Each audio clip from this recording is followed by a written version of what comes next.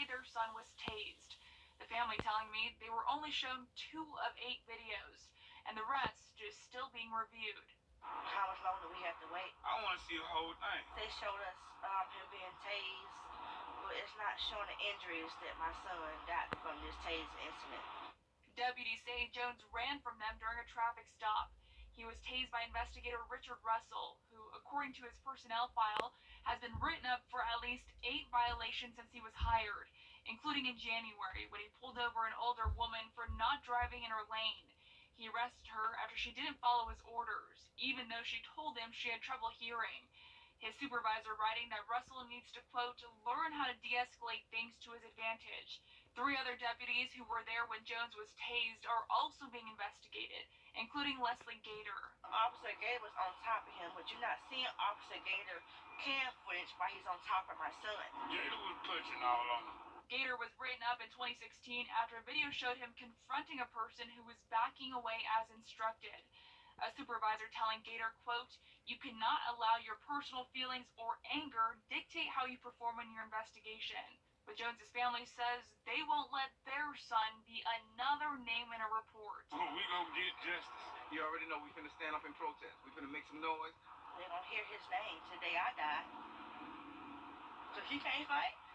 GBI has told Jones's family they will be able to see the remaining videos in the next few weeks. And the family is also hoping to speak with the sheriff and the district attorney. In Augusta, Chloe Salsameda, WJBF, News Channel 6. A Fort Gordon soldier in training has been indicted on charges of child pornography. He's 29-year-old Joshua Gamble, charged with 1 count of distributing child pornography. He got arrested in October. Agents got complaints of the distribution back in August. He's being held at the Jefferson County Detention Center. Investigators working to find out how a man whose body was found in the front yard of a home died. The coroner says the man's body was found about 9 o'clock this morning on Cornell Drive off White Road in front of a home that was not his. The body had been there for several hours. They're going to do an autopsy, and the man's name is not being released until somebody related to him can be found. As we take a look at our first weather with Tim, and Tim, you're right. A local after-school program is getting a big grant. The JESSYE Norman School of the Arts is receiving $214,000 through the Boost grant.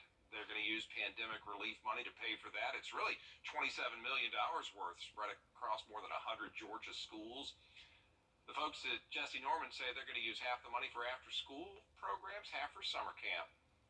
Our program is 85–90% completely free. Nobody pays for any of the services. The parents and the families don't pay for that programming.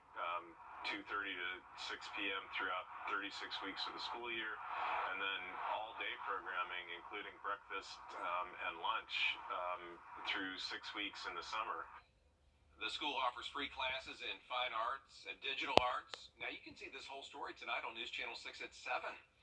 The city of Atlanta celebrating its World Series win with parades, concerts, and festivities after the Braves beat the Houston Astros a few days ago.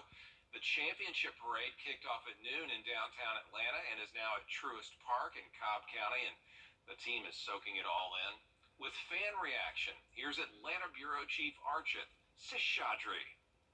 Here inside Truist Park, it's all about the 4Fs, the fun, the fam, the food, and the frenzy for the Braves, bringing back the World Series after 26 years. And inside Truist Park, it is electric. The crowds are wild, and outside, people have been lining up since early this morning to get a glimpse of their favorite team. It started in downtown Atlanta, and here at Truist Park, things are absolutely exciting.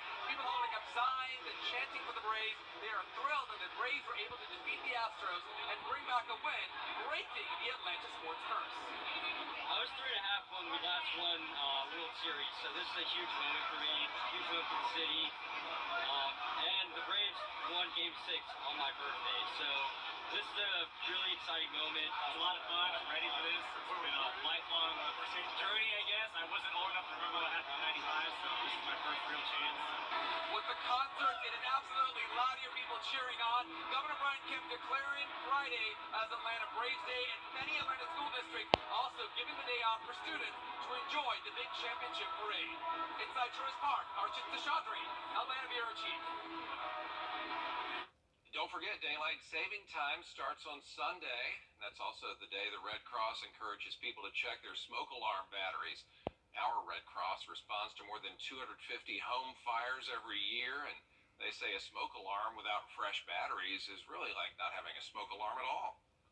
You know, and there's all the statistics in the world that show the survival rate of someone that has a home fire who has that early detection from a smoke alarm is exponentially ahead of someone that doesn't. So if you have a working smoke alarm, you are much more likely to survive a home fire than if you don't. So it's incredibly important to have a working smoke alarm. It is recommended you change the batteries in your smoke alarm at least twice a year and then replace that unit every 10 years. Coming up, the latest on the federal vaccine mandate when President Biden... ABC News, New York. Still ahead, a holiday tradition returns, how you can take part in the holiday market. Next.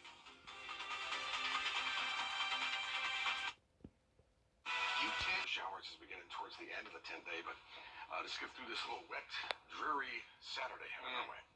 We'll do it, Tim. Thank you. Well, Christmas is coming up, as you know, but you can start ringing in the holidays this weekend in downtown Augusta as the holiday market kicks back off at the 5th Street Marina. It'll be every Sunday all the way through December 19th. Opens at noon, closes at 4. So much to do down there. Go check it out and get in the spirit. We didn't do one this last year, but we did one the year before, and we had a really good response. We had 30-plus vendors every week that was set up. We had Santa that was here. Santa won't be here this year with COVID. We're going to, scale it back a little bit with that. The holiday market down at the marina. Well, still ahead, a haven for all selfie lovers. One man says his unique museum idea is a tribute to the city that raised him. Stay with us.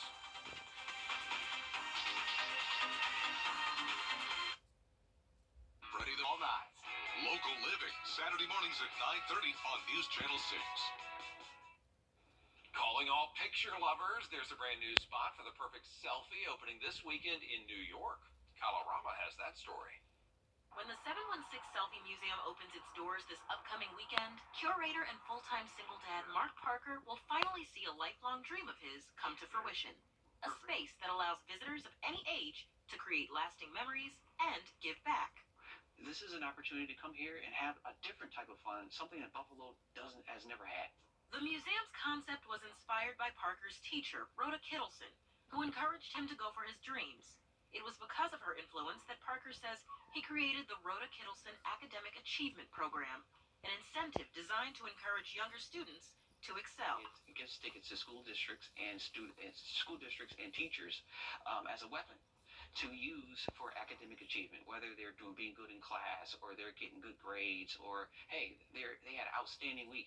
Boom, here's tickets to the Selfie Museum. Come on down, and those are free. Admittedly, Parker says his space may not have as many booths as other venues with similar concepts, but what they do offer is an original experience, like a Fresh Prince of Bel-Air themed setup, a Facebook jail, and a Bill's Mafia tailgate booth, complete with an upside-down grill, hot sauce, and smashed table. At the end of the day, Parker says he just wants everyone to have a good time in the city that raised him.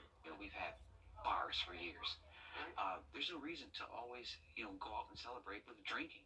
We want to be able to bring a different type of entertainment, not only to families, but just to an individual, especially our young people. A lot more news coming up on News Channel 6 at 5:30. Dee Griffin standing by with